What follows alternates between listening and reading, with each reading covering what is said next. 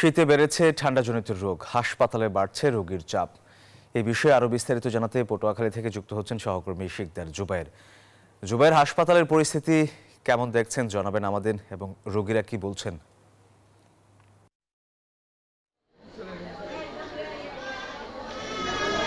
রাতের শীত দিনে গরম, এই যে আবহাওয়ার পরিবর্তনকে কেন্দ্র করে পটুয়াখালীতে বেড়েছে ঠান্ডাজনিত রোগীর সংখ্যা। বিশেষ করে পটুয়াখালী সদর হাসপাতালে যে শয্যা রয়েছে, শয্যা সংকট দেখা দিয়েছে। প্রত্যেকটি বেডে একজন করে রোগী থাকার কথা থাকলেও রয়েছে 3 জন করে, এবং শিশু রোগীর সংখ্যা অনেক বেশি রয়েছে।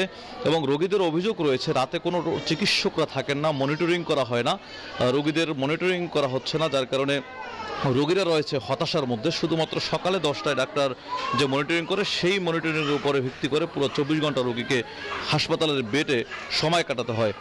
এদিকে দুপুর 12টার দিকে অনেক সময় ডাক্তার আসেন, আর প্রাইভেট চেম্বার নির্ভর হয়েছেন ডাক্তাররা, অভিযোগ রয়েছে। রোগীরা কিন্তু এখানে চিকিৎসা নিতে এসে চরম ভোগান্তির মধ্যে পড়তে হচ্ছে।